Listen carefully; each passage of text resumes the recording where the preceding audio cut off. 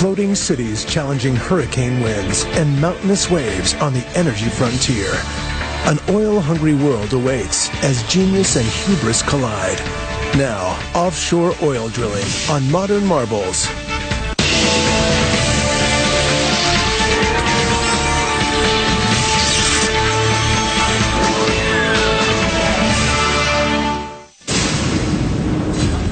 The history of drilling for oil offshore is full of booms, busts, boondoggles, and bankruptcies. As far back as anyone can remember, the sea provoked the passions of risk-takers, those who wanted to make a difference. Offshore oil has never been for the faint of heart. Offshore oil has always had this sense of adventure, and there's a real keen edge that puts on it.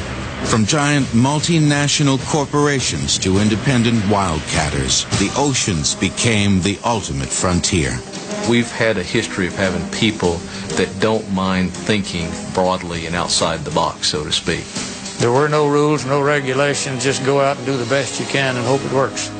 Fueled by the world's growing demand and dependence on cheap oil, the pioneers pushed farther and farther offshore into remote and hostile environments. Some people compare what we're doing in deep water today to what people are doing in outer space. The oceans and their vast reserves still embody the greatest challenge and reward for those brave or cavalier enough to explore them. One of the striking things is the extent to which this is a fraternity. It's people who have literally grown up and gone out deeper and deeper together. The history of offshore oil is brief, yet bountiful. Lots of crazy notions turn into brilliant ideas that materialize in mythic proportions. The pioneering spirit of drilling for oil offshore began 24 hours after World War II ended. The rationing of gasoline was lifted, and America celebrated the wonders of oil. America was ready to roll after World War II. People had been waiting 10, 15, 20 years of depression. They'd been fighting wars for 4 and 5 years away from home. They wanted to come back and get on with their real lives. And the oil industry had grown steadily from the 1880s forward, but it was really primed to boom after World War II with the growth in highways, the urge to get out and travel. After the war, demand for oil far exceeded supply. Drivers took to the roads at such a rate that gasoline sales nearly doubled by 1950. By now, oil had exceeded coal in meeting America's energy needs. It's the wildcatter idea to go find oil. It's very obvious that bigger fields can be found offshore than on the land onshore that's been explored so thoroughly. So that's a big attraction. Where do you find some bigger fields? For millions of years, everything from dinosaurs to dead plants have accumulated on the seafloor. Through time, heat and pressure turned this organic material into petroleum, which has been trapped in reservoirs by layers of rock. The Gulf of Mexico was an ideal place to start drilling offshore because it had a relatively shallow and gently sloping seabed. Many of the most popular areas for oil and gas exploration today are what we call historic deltas, just like the Mississippi, where you've got a lot of junk coming out and being deposited. The Mississippi River basically collects all of the silt and sand and other type of things from the mid parts of the United States and comes out and dumps it. And this has been going on for millions of years.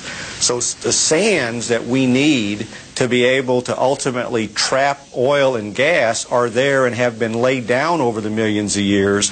And it's just a rich, very rich environment for hydrocarbons.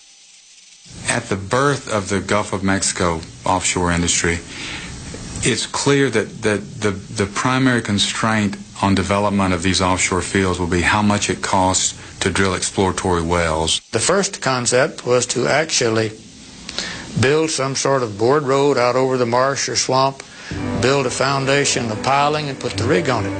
And that was a lot of construction. And so then the idea came, let's dig a canal and put your rig on a barge and float the barge out there. In fact, barges of all kinds were left over from the war and in great supply when engineers hired by Kerr McGee converted a surplus Navy landing craft into a low-tech hybrid drilling rig. In October 1947, 10.5 miles off the Louisiana coast, they struck oil. For about 5 years, the companies have more success with this system where they have the old converted World War II ships that are half mobile and half permanent. They build a small platform with a tender, they call it, and the tender holds most of the equipment and most of the men, and if you don't find oil, you can at least tow the tender vessel somewhere else.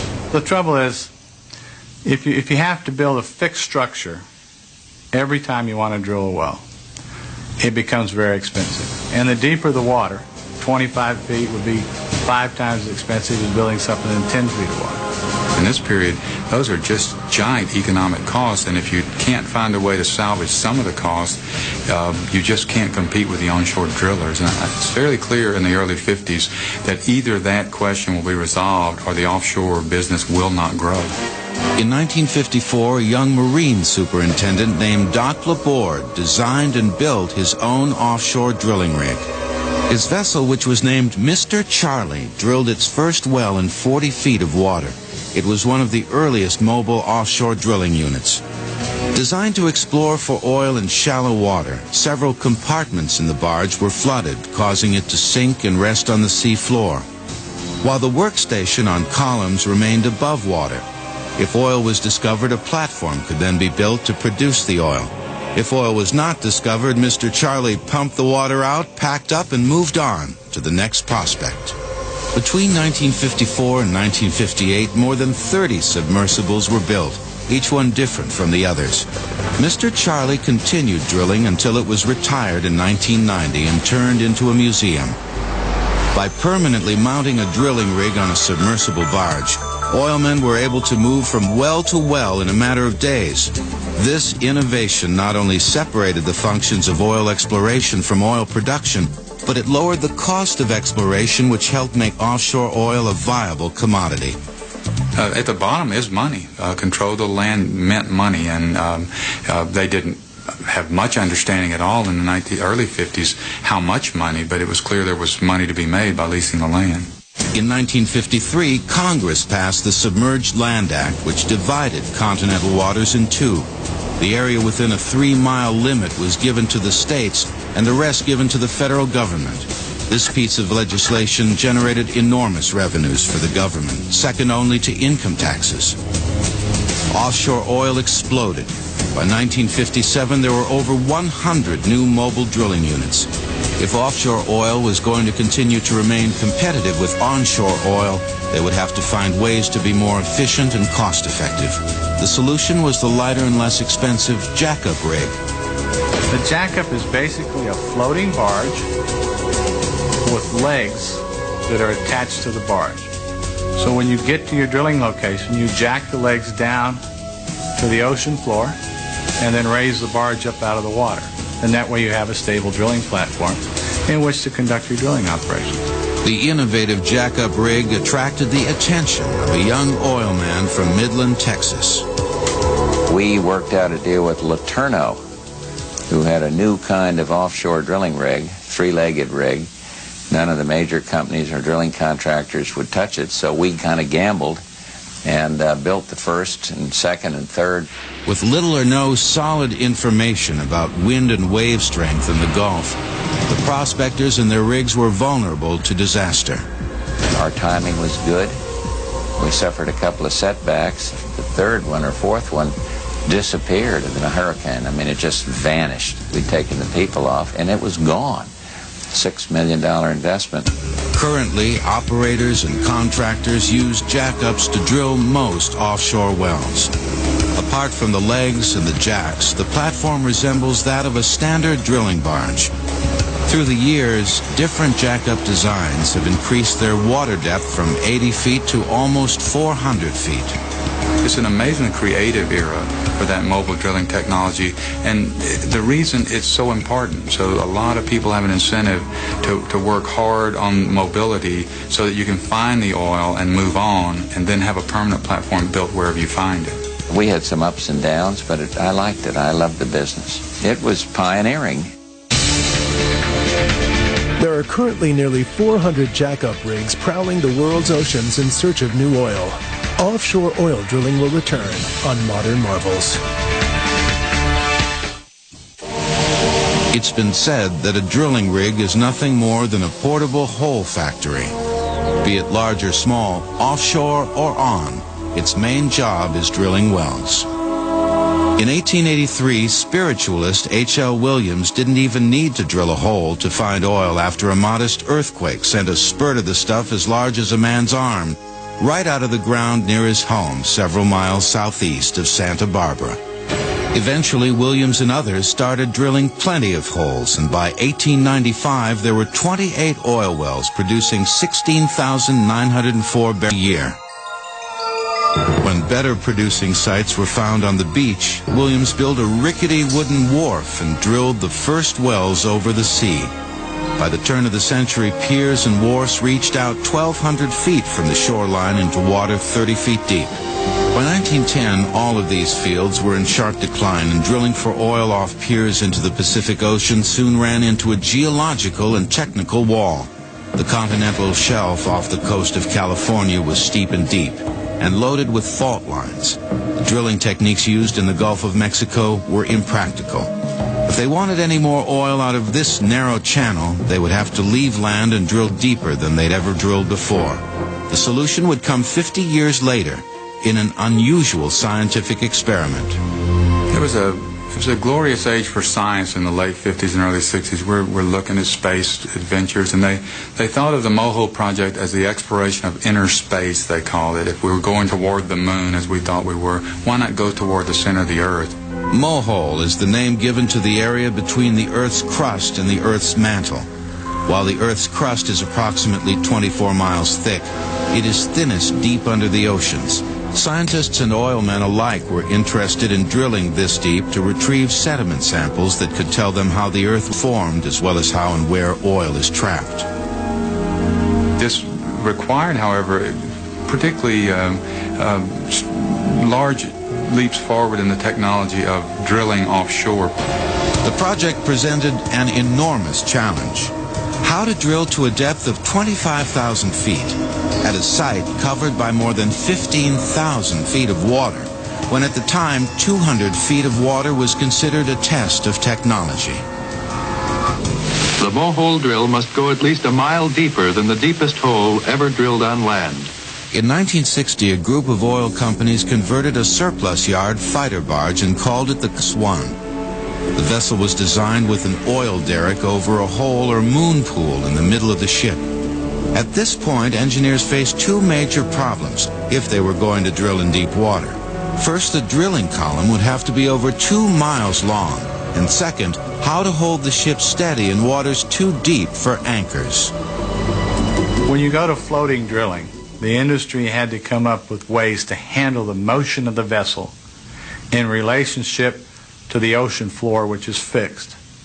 And so over the years, we have innovated and designed a lot of different equipment that compensates for this motion, because a ship moves up and down in the water depending upon the waves and the wind that's happening.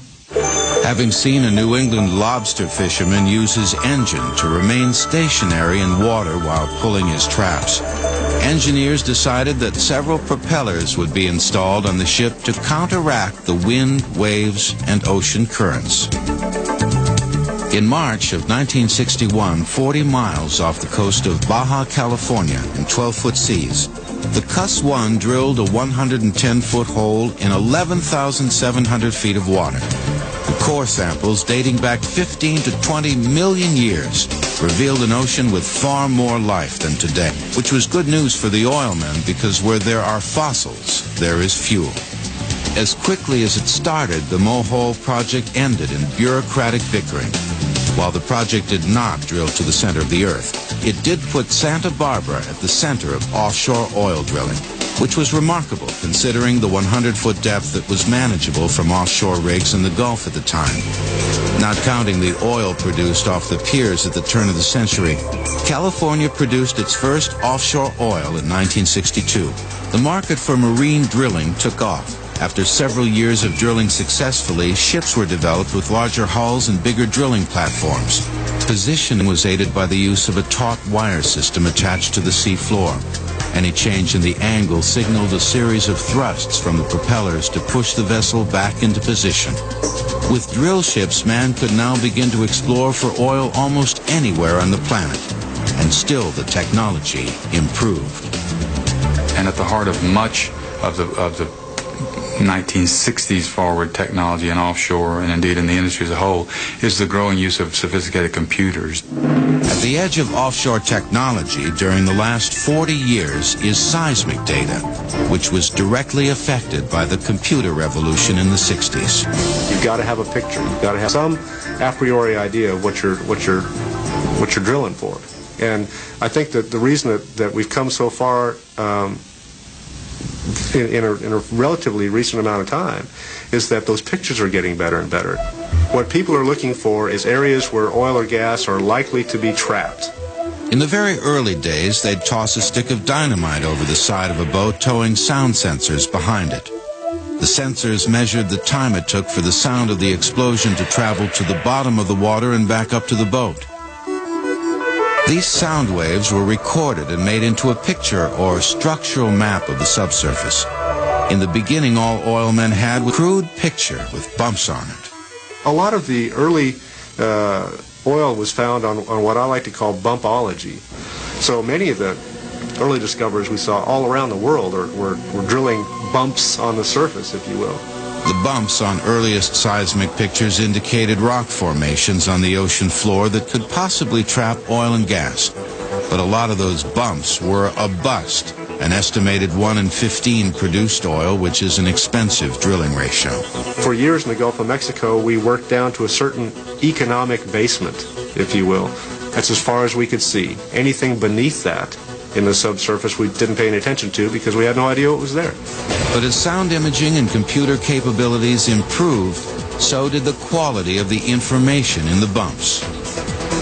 One of the real keys was looking at recording these echoes in 3 dimensions. We call it 3D seismic, where you put sensors in an aerial distribution and you can start to record all these echoes coming in from various reflections, and through enormous computer power you can reconstruct these images so that they're an accurate representation of the 3-dimensional structure of the Earth. The very latest seismic technique is the ability to capture subsurface pictures of oil as it moves through a reservoir. That's the 4th dimension, it's the time dimension. The greatest thing about this today is that historically we've been very inefficient in producing our reservoirs. Maybe 30 to 35% of the oil in place when we discover it can we get out of the ground. Partly because we can't see it, partly because it's not produced properly. We pump too hard here and not hard enough here. 4D hopefully will allow us to push that efficiency up to maybe 50, 60, 70%.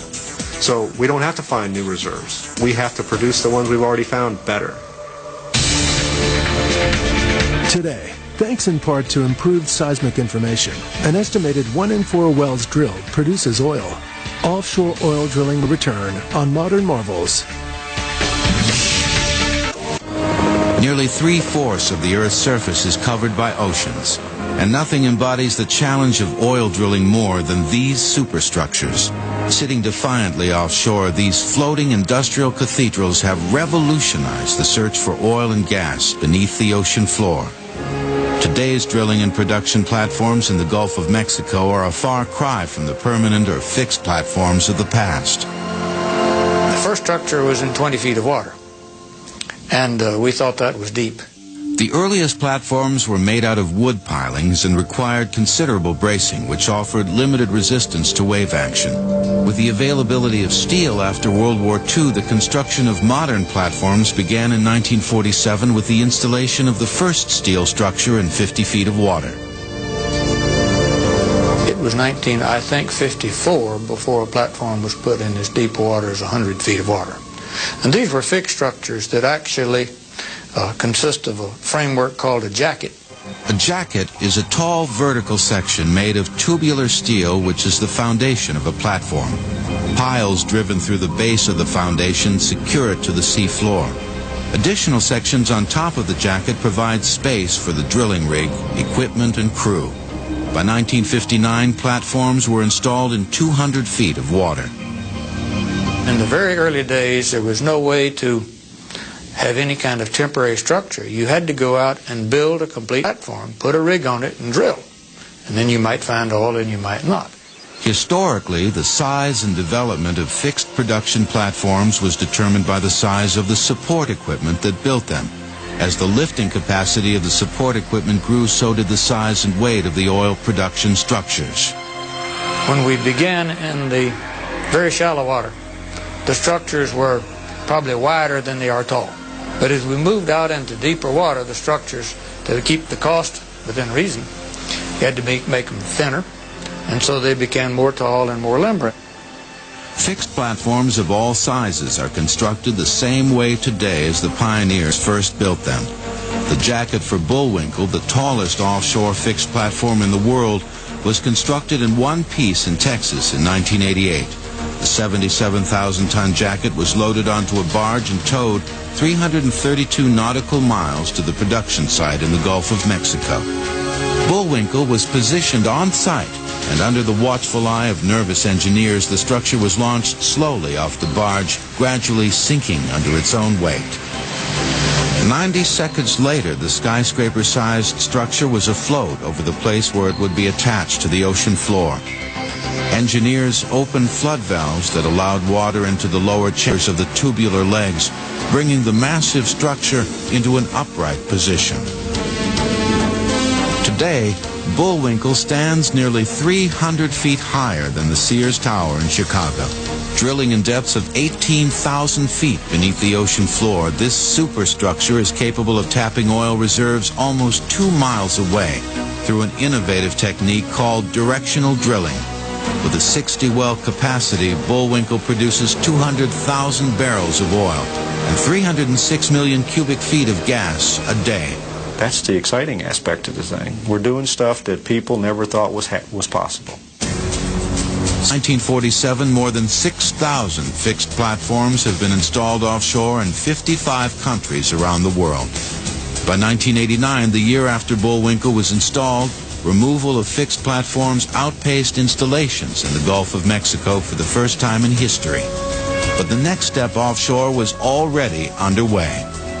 We're reaching the end of the fixed platform area. That doesn't mean as oil is found in the 400 and 600 and 1,200 feet of water, the fixed platform is not going to be the choice. But the real pioneering now is in the floating drilling.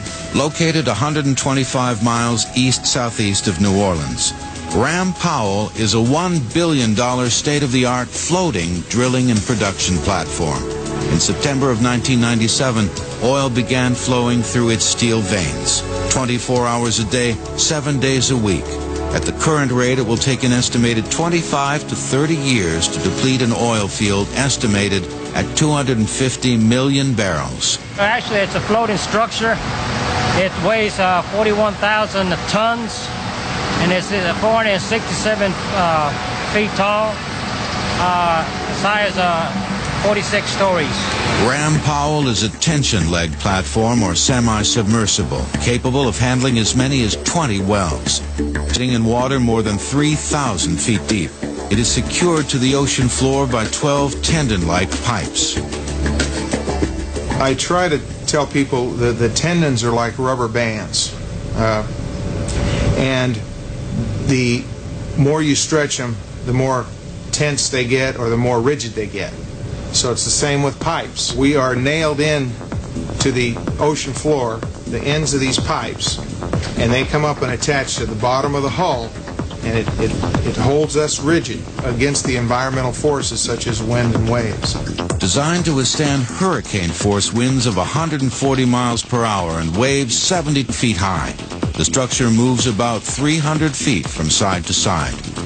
Ram Powell is capable of pumping 60,000 barrels of oil and 260 million cubic feet of gas a day. That's enough oil to drive your car more than 50 million miles and enough gas to heat 3,000 average homes for a year. Managing the volume of those natural resources is what keeps Ram Powell afloat. We got 6 wells are already drilled and completed, and they're anywhere from 18 to 25,000 feet. The oil and gas are separated on the platform in a maze of pipes and then sent directly to refineries on shore. 42 barrels a minute the oil and gas travel through a network of underwater pipes 100 miles long. Floating deepwater platforms like Ram Powell were designed and developed not only to withstand the realities of wind and waves, but also the harsh economic reality of increasing demand and lower oil prices in the 80s and 90s. The industry digs in its heels and realizes if you can't control the price, you've got to control your cost. To cut costs and still remain competitive, the oil companies had to find safe ways to use technology to drill more efficiently. And it used to be where you needed 3 or 4 people work on a rig floor. Now you need one. Most of the work is done with a machine and the man controlling it in that shack. You got people working away from the equipment now, moving joysticks and pushing buttons. When drilling moved into deep water, the jobs once performed by commercial divers became the tasks of remotely operated vehicles, or ROVs. Although we're not as flexible as having a human being on the bottom doing the work, the ROV companies and oil companies have gotten together and they've eliminated those problems by making the platforms and the fields diver friendly so that the ROV could operate all the valves and they could do all the tasks that needed to be done. About the size of a sport utility vehicle, this ROV is equipped with 6 cameras, arms capable of lifting 600 pounds, and wrists that can turn 360 degrees, and it never complains about working under pressure. The pressures at 3,200 feet are about 1,600 pounds per square inch, which would crush a human being if he was able to go to that depth. The dexterity of the vehicle's arms and wrists are remotely controlled by a master arm above. We open and close valves. We can do everything from cutting cables to ropes to installing hydraulic jumpers and electrical cables. While technology has automated much of the work aboard Ram Powell, it has also influenced the daily life of the 110 permanent employees who consider this platform home. They eat, sleep, and work out here almost 6 months of the year. We work 14 days on and 14 days off. So we come out and work 12-hour shifts, 6 a.m. to 6 p.m. or 6 p.m. to 6 a.m. because it has to be manned 24 hours a day. The days go by pretty fast. In the evening, we kind of tend to relax and kind of read and talk to the family. We're allowed to make some phone calls and keep in touch with them. Staying in touch with friends and families on shore is an important part of life out here. If they can't reach them by phone, they can use one of several computers to access the internet. But like any long-distance relationship, working offshore takes some getting used to. We've learned to adapt. The only thing is that you miss a lot of the family functions, a lot of the kids, baseball, or whatever. We do miss a lot of that. The Ram Powell platform is actually a floating full-service city, generating enough power to light up 7,000 homes. It also produces 1,100 gallons of fresh water each day. But the bottom line out here is safety. With more than 1 million accident-free hours to their credit, employees on Ram Powell are expected to focus on their work. Rooms are cleaned each day and are equipped with cable television. Laundry is done for you, and more than 125,000 meals are served around the clock each year. Recreation varies from educational programs to increase your skill level and pay to an exercise room to increase your fitness. And while they are no match for the pros, offshore ping pong can get serious. Ram Powell is a reusable mobile platform. Once it has depleted the field below, it can be used as a hub for other oil fields nearby, or it will be towed to another deep water location. There are more than 3,900 oil drilling platforms working in the Gulf of Mexico today. Offshore oil drilling will return on Modern Marvels.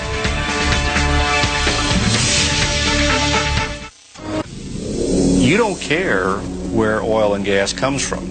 All you care about is that you can buy it cheaply. That pretty much sums up the attitude of a gas-guzzling world that's been on the move since the end of World War II. Consumption of oil in America tripled. In Western Europe, demand increased 15 times over.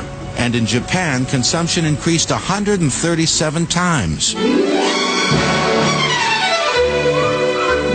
People in industrialized nations were enjoying an unparalleled standard of living in the early 70s when they were forced to confront the strategic value of oil. Attitudes were about to be tested for the first time as miles of motorists waited in their cars for higher-priced gasoline in short supply. The rise of OPEC and the OPEC embargo in the winter of 73 and 74 gave the producing nations authority, power to set the price and the level of production, and that was a dramatic change in the history of the industry. With the price of the world's largest oil reserves controlled by OPEC, offshore oil companies began to beef up production. In an effort to remain competitive with cheaply produced yet highly priced OPEC oil, they could afford to explore for new and bigger reserves of their own. That price spike gives the industry the wherewithal to look at dramatic new types of platforms, dramatic size of drilling equipment, all the things that it would have to do to conquer the North Sea. The North Sea is one of the most hostile environments on the planet. A place where 70-foot rogue waves are the rule, not the exception. It would prove to be the ultimate offshore testing ground.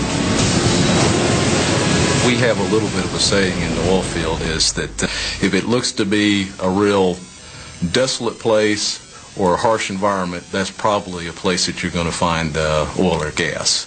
In 1970, Phillips announced that they had discovered a giant oil field of more than 1 billion barrels in the Norwegian sector of the North Sea, enough to supply the entire world's energy needs for 20 days.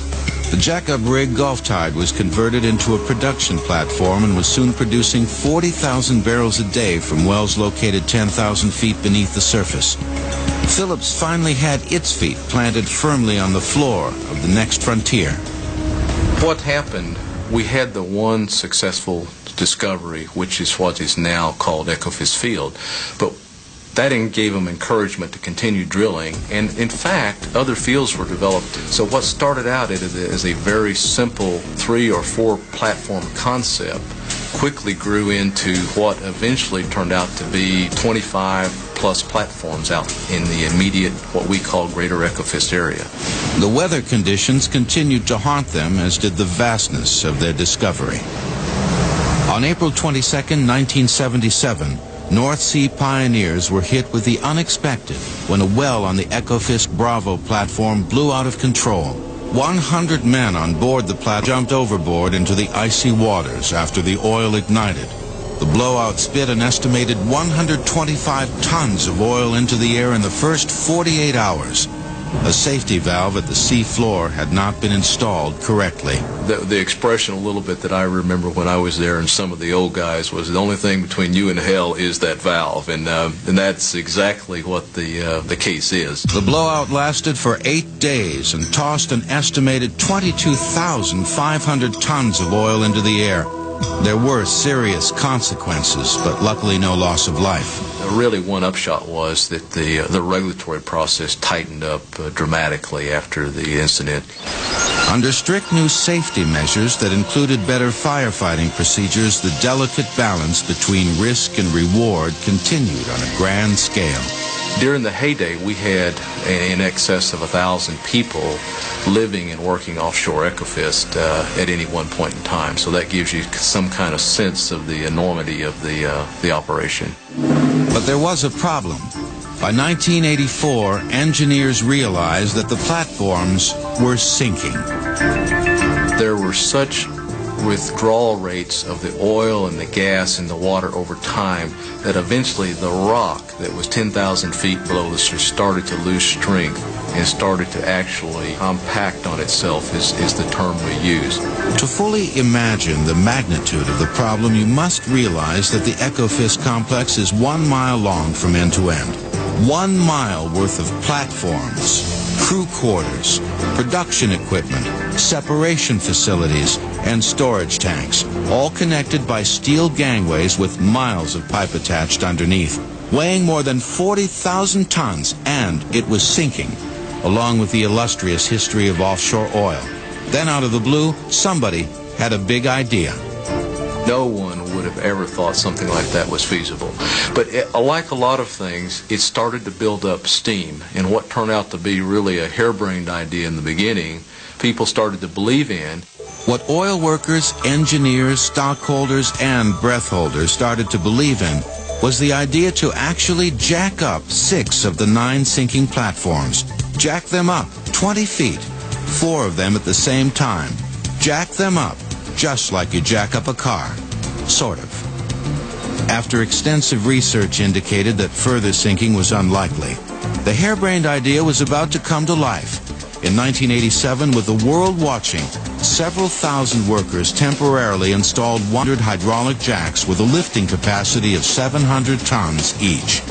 With the weight of the platform supported by the jacks, welders cut out a 3-foot section from each leg. Computers activated and monitored the actual elevation. Once the elevation was completed, longer leg sections were moved into place and bolted down. Amazingly, the harebrained idea worked. The $3.5 billion operation stands as a unique feat, never attempted before or since in the history of offshore drilling. And after all of this heavy lifting, the only serious accident, the loss of a fingertip and 1 toe. Since then, Ekofisk has been expanded with the construction of 2 new platforms and another 50-well unit. What we see now is, in reality, is that the oil that we thought would end maybe toward the turn of the century is now expected to continue for another 30 years. So it was really a remarkable feat. In 1979, 40 miles off the coast of Norway and 1,000 feet of water, Norsk Shell discovered an even larger reserve containing more than 46 trillion cubic feet of gas, enough to supply 30 million homes with energy for 50 years. Retrieving it would revolutionize oil production. Even before the gas field was considered commercially viable, Shell began building Troll, the world's tallest and heaviest platform in the calm, deep waters of Norway's fjords, safe from the force of nature's wrath in the North Sea. Reinforced with enough steel to build 15 Eiffel Towers, Troll's concrete base is as wide as 3 football fields and provides stability in the soft sea bed. Ever so slowly, 10 of the most powerful tugs in the world began to tow the largest structure man has ever moved from the relative safety of the fjord out to the tumultuous North Sea. The 174 nautical mile journey would take 6 days and was choreographed by 2 satellite systems high above. 4 days into the trip, ballast engineers flooded the huge chambers, beginning Troll's gradual descent in 1,000 feet of water. Tugs strained to hold Troll in position as it sunk to the bottom, permanently committed to its position on the Earth. In 1996, Troll began to bring up the equivalent of 600,000 barrels of gas per day. At its current rate, Troll can fulfill 25% of Europe's gas needs till the year 2010. The oil platform Troll is one of only a few man-made structures visible from space. Offshore oil drilling will return on Modern Marvels. Throughout its brief history, offshore oil has been driven as much by ingenuity, greed, and can-do attitude as it is by its need to supply the unrelenting demand for more and more oil. American motorists drive 2 trillion miles a year, a fact that shamelessly acknowledges that one of the real losers in the oil-fueled fight for the American dream is the environment. Santa Barbara is an interesting event in the offshore. Certainly the most visible disaster in the history of offshore production. On January 28, 1969, a Union Oil Company platform 6 miles offshore was drilling almost a mile beneath the surface when it punctured a pocket of petroleum under high pressure. Oil exploded so violently it ruptured the seafloor and gushed out of control.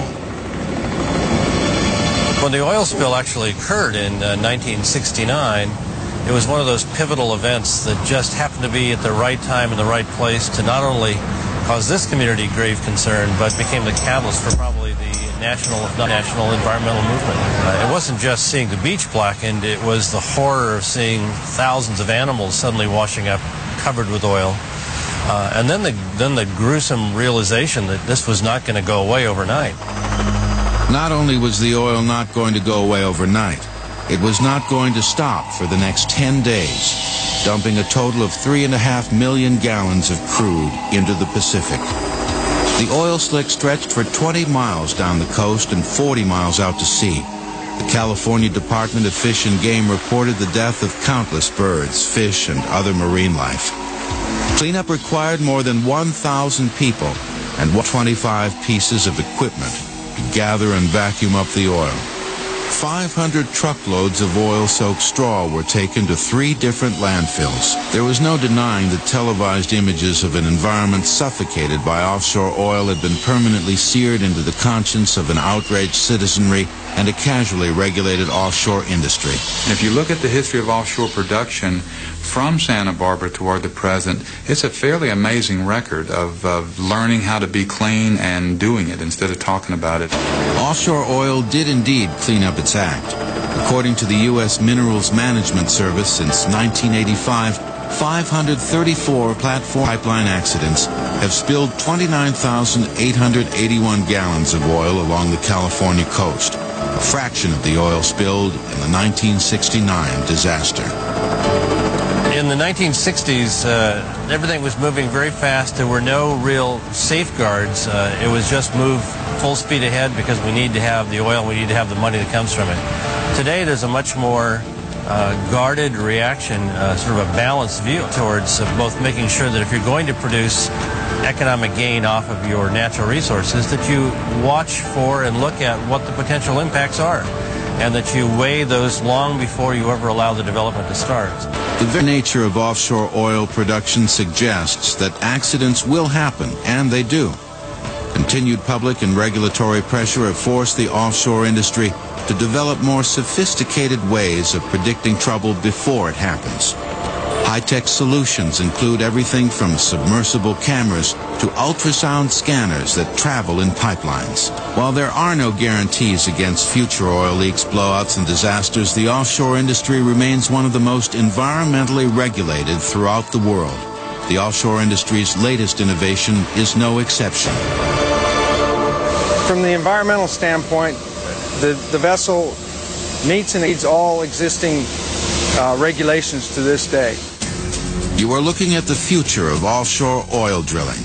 835 feet long, the Discoverer Enterprise is only 50 feet shorter than the Titanic and is an amalgamation of everything the offshore industry has learned throughout its history. This is the next generation drill ship. Basically, the Enterprise is a one-stop ship for the industry. Instead of utilizing 2 or 3 vessels to accomplish a total well drilling and production and pipe laying package, the Enterprise offers everything it needs. Now, Enterprise is capable of drilling in 10,000 feet of water. We have a total well depth of 35,000 feet. That's our limitation. If those are the drilling limitations, the expectations are even greater. Imagine trying to keep a vessel the length of the Astrodome over a 30-inch well on the ocean floor in rough weather without an anchor. These thrusters are 7,000 horsepower thrusters, pushing 110,000 tons of vessel through the water, achieving 0 drift when we do that. On the vessels in the past, you would achieve some type of drift off because there was not quite enough thrust to do that. But this vessel was designed with the power to be able to rotate around that spot without any drift off. It can also store 125,000 barrels of oil.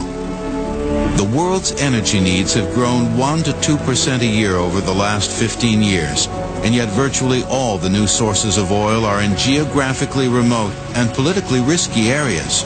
Just how deep are we willing to drill offshore for more oil? I don't think we know how far. The determining factor at the end of the day, in my view, will not be the technology, it'll be the economics. Can you justify from an economic standpoint to go out there?